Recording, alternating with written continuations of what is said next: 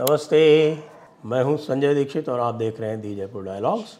इस वीडियो को शेयर करें, लाइक करें, चैनल को सब्सक्राइब करके बेल आइकॉन दबाएं और साथ में हमें पुष्पित पल्लवित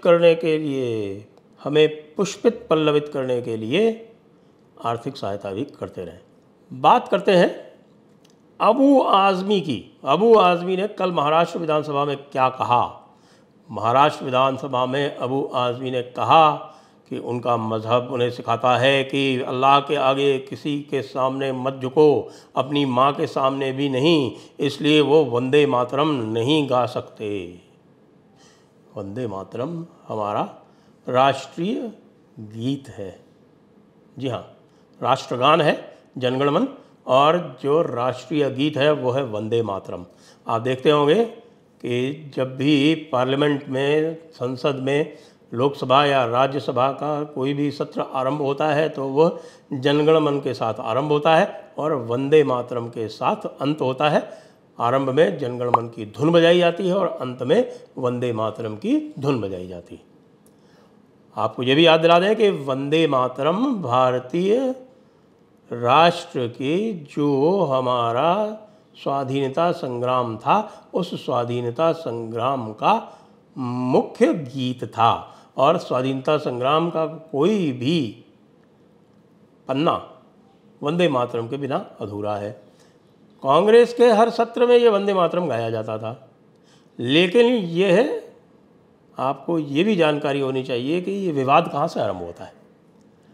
और वैसे कई लोग जो हैं वो अबू आज़मी की बात को गलत भी बता रहे हैं। वो कह रहे हैं कि नहीं भाई, अबू आज़मी जो कह रहा है वो गलत है, क्योंकि अपनी माँ के लिए तो आदर दिखाना, अपनी माँ के हाथ जोड़ना, अपनी माँ को सलाम करना तो हर मज़हब में होता है और इस्लाम में भी होता है। ऐसा कल देवेंद्र फडणवीस ने भी कहा। तो भाई एक बात तो आप बिल्कुल पक्की तरह से जान लीजिए कि जो अबू आज़मी कह रहा है वो पूरी तरह से गलत नहीं कह रहा है। जो लोग भी ये कह रहे हैं कि अबू आज़मी धर्मांध है, ना, वो बिल्कुल धर्मांध नहीं है। वो तो जो ईमान है उसी के मुताबिक बात कर रहा है। अब ईमान की समझ में फ़र्क हो सकती है। हमारे जो गवर्नर हैं केरला के, आरिफ मोहम्मद ख़ान साहब, उन्होंने वंदे मातरम का एक अनुवाद किया था और वंदे मातरम का अनुवाद उन्होंने कहा था कि तस्लीमात माँ तस्लीमात, कि हे माँ मैं तुम्हारी तस्लीम कर लाता हूँ। और कह रहे थे कि उन्होंने ये बगैर बताए हुए कि ये वंदे मातरम का अनुवाद है उसको नदवा को भेजा, और नदवा में उस समय शायद अली मियाँ थे, और अली मियाँ से पूछा कि बताइए क्या इसमें कोई आपत्ति हो सकती है। तो अली मियाँ ने उसको देख के ये कहा कि नहीं, इसमें तो क्या आपत्ति हो सकती है भाई, अपनी माँ की तस्लीमात करने से तो किसी को कोई ऑब्जेक्शन नहीं हो सकता। तब उन्होंने उनको बताया कि ये वंदे मातरम का अनुवाद है। और आपने ये भी देखा होगा कि वंदे मातरम का एक हमारे ये जो AR रहमान साहब हैं, इन्होंने एक गीत बनाया था इसके ऊपर, माँ तुझे सलाम। तो ये जो आप सोच रहे हैं कि यह अबू आज़मी की धर्मांधता है, जी नहीं, यह अबू आज़मी की धर्मांधता नहीं है, ये भाईजान के ईमान का हुक्म है। और ये कहाँ है? जो सबसे बड़ी आयत है कुरान मजीद में, वो कौन सी है? उसको बोलते हैं आयत अल कुर्सी, और वह आयत अल कुर्सी है सूरत अल बकरा की 255। वो साफ यही बात कहती है कि अल्लाह के अलावा और कोई माबूद नहीं होगा। अब माबूद का जो आप तर्जमा निकालना चाहें, उसका जो मतलब निकालना चाहें वो निकाल सकते हैं। क्यों? क्योंकि इसी खित्ते में मुग़ल राज हुआ है। आपको पता है मुग़ल साम्राज्य में सारे बादशाहों के सामने इबादत की जाती थी, बादशाहों की इबादत होती थी बाकायदा। तो भाई बादशाहों की इबादत होती थी, तो फिर वंदे मातरम में क्या ऑब्जेक्शन हो सकता है। लेकिन जो हमारे अशराफ मुल्ला मौलाना है वो उसका तोड़ निकाल लाते हैं। वो कहते हैं कि भाई वो जो है, जो वहाँ पर हो रही है वो उबूदत ताज़ीमी है, वो उबूदत अल्लाह नहीं है, वो उबूदत ताज़ीमी है। अरे तो भाई उबूदत ताज़ीमी है तो वहाँ हो तो रही है ना, वहाँ पर भी जिसको ताज़ीमी इबादत बोल रहे हो तो इबादत हो तो रही है।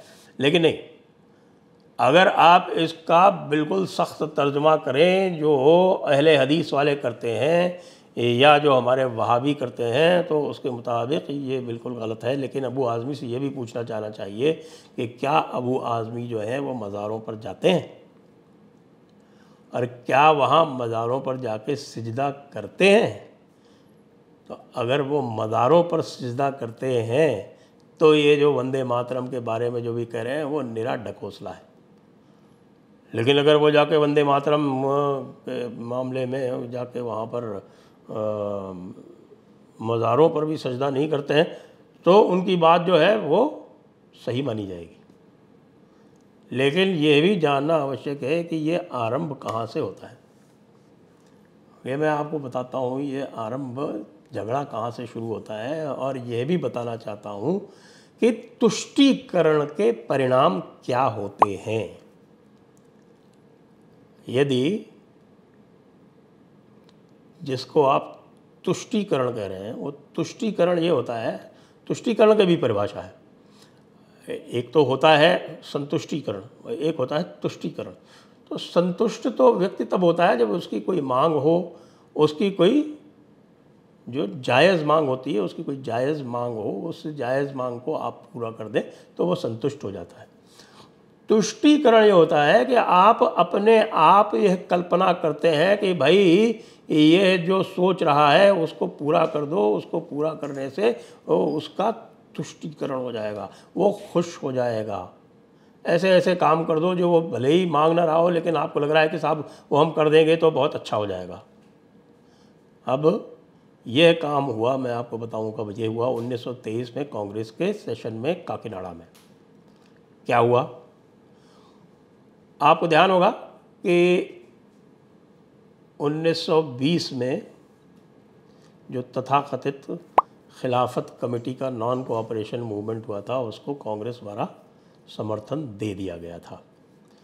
सही बात तो ये है कि खिलाफत का कोऑपरेशन जो मूवमेंट था उसमें भी गांधी जी सम्मिलित थे और कांग्रेस के बिना किसी संस्तुति के और कांग्रेस की बिना किसी स्वीकृति के वो उसमें लगातार भाग ले रहे थे और वहाँ से उन्होंने अपने लिए ज़बरदस्त मुस्लिम समर्थन जुटाया।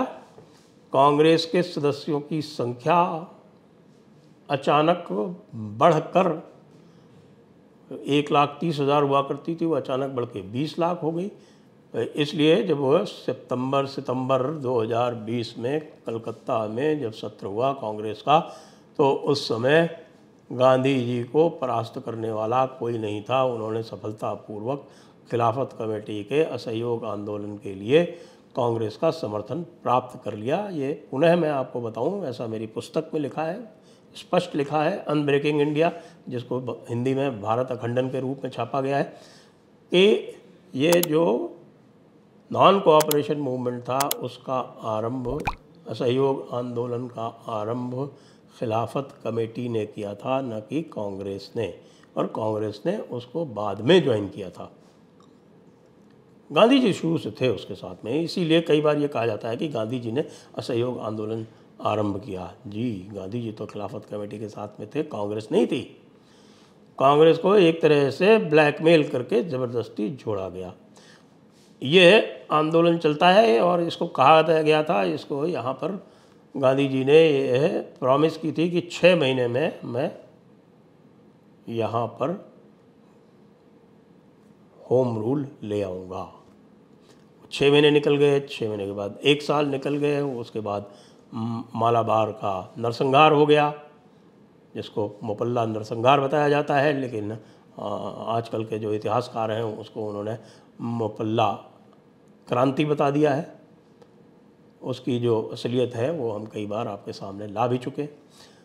उसके बाद फिर 2022 में एक छोटी सी घटना का बहाना लेके, क्योंकि पूरी तरह से उनकी जो वादे थे वो वादे फेल हो रहे थे, फ्लॉप हो रहे थे, तो 2022 में चौरी चौरा की घटना लेके फरवरी में उन्होंने एक तरफा, बिना किसी से पूछे, बिना खिलाफत कमेटी से पूछे, बिना कांग्रेस से पूछे, अचानक ये घोषणा कर दी कि असहयोग आंदोलन समाप्त किया जाता है। इसके बाद खिलाफत कमेटी वाले भी इनसे बड़े रुष्ट हुए। हालांकि वो खिलाफत का मामला जो था वो काफ़ी कुछ ठंडा पड़ चुका था। ठंडा इसलिए पड़ चुका था क्योंकि तुर्की ने ही जो संस्था थी खलीफा की, जिसको खिलाफत उस्मानिया बोलते हैं, वो समाप्त कर दी थी। अब 2022 में ये होने के बाद में एक सत्र में तो एक वर्ष तो चित्तरंजन दास पहले उसके अध्यक्ष बने, फिर उन्होंने छोड़ दिया और उन्होंने कहा कि ये गलत हुआ है। उन्होंने अपनी अलग एक पार्टी बना ली, मोतीलाल नेहरू जिसके जनरल सेक्रेटरी थे, उसका नाम था खिलाफत स्वराज पार्टी। और गांधी जी ने क्या किया? गांधी जी ने तुष्टीकरण की पराकाष्ठा करते हुए जो काकीनाडा सेशन था उसके पहले उसमें मोहम्मद अली जौहर, जो कि खिलाफत आंदोलन के कर्णधार थे, मोहम्मद अली जौहर को कांग्रेस का प्रेसिडेंट बना दिया। वो मुस्लिम लीग में भी थे। तो उस समय इस प्रकार की कि साहब की ये दोहरी सदस्यता वाला कोई प्रश्न नहीं उठा। मुस्लिम लीग में रहते हुए भी उनको कांग्रेस का प्रेसिडेंट चुन लिया गया। और कांग्रेस का प्रेसिडेंट चुने जाने के बाद फिर जो हुआ मंच पर, वो ये हुआ कि जब वंदे मातरम गाने लगे डीवी पलुस्कर साहब, जी हाँ, डीवी पलुस्कर साहब महान शास्त्रीय संगीत के महान गायक, तो मोहम्मद अली जौहर ने इस पे से इनकार किया कि साहब ये नहीं गाया जा सकता यहाँ पर, ये हम जो है वो मुस्लिम हैं, हम और किसी की इबादत स्वीकार नहीं कर सकते। तो पलुस्कर साहब ने कहा कि ये तुम्हारी मस्जिद नहीं है, ये कांग्रेस का मंच है। उन्होंने पूरा उसको गाया, मोहम्मद अली जौहर मंच से उतर गए। तो भाई आनंद फानन में गांधी जी ने क्या किया कि गांधी जी ने उस पूरे वंदे मातरम को पूरा उसका संशोधन करा के और केवल जो उसका जो पहला स्टैंजा था, ये जो पहला पद था वंदे मातरम का, उसको रहने दिया और बाकी जो सारे उसके पद थे वो हटा दिए। जी, तो ये कहानी है वंदे मातरम की और कांग्रेस पार्टी की। अब यह अबू आज़मी जो हैं ये समाजवादी पार्टी के नेता हैं। समाजवादी पार्टी इनकी डॉटेड इंडिया में शामिल है। डॉटेड इंडिया जो अभी बनी है ना, उसको मैं डॉटेड इंडिया कहता हूँ, या फिर इंडिया विद डॉट्स कह सकते हैं। वो शुद्ध इंडिया नहीं है, वो प्योर इंडिया नहीं है। भारत तो है ही नहीं, इंडिया है, लेकिन वो इंडिया भी विद डॉट्स है, डॉटेड इंडिया। तो वो जो डॉटेड इंडिया है उसमें समाजवादी पार्टी सम्मिलित है और उसके यह एक महाराष्ट्र के कर्णधार हैं मिस्टर अबू आज़मी। तो अब इस डॉटेड इंडिया को इसकी सफाई देनी पड़ेगी कि डॉटेड इंडिया जो है वो वंदे मातरम से गाने से इनकार करने वाले को वो किस प्रकार से उसको साथ व्यवहार करेगी। जी, तो वंदे मातरम जो भी मना करता है, शमसुद्दीन ये बर्ख साहब हैं हमारे संभल वाले एमपी साहब, ये हर बार नाटक करते हैं, वंदे मातरम से पहले उठ के चले जाते हैं और फिर ओपनली कहते हैं मैं वंदे मातरम नहीं गाऊंगा, और कोई कार्रवाई नहीं होती। ये जो अति सहिष्णुता है वही हमारे सारी समस्याओं की जननी है। इस अति सहिष्णुता के बारे में पुनर्विचार आवश्यक है। जय हिंद, वंदे मातरम।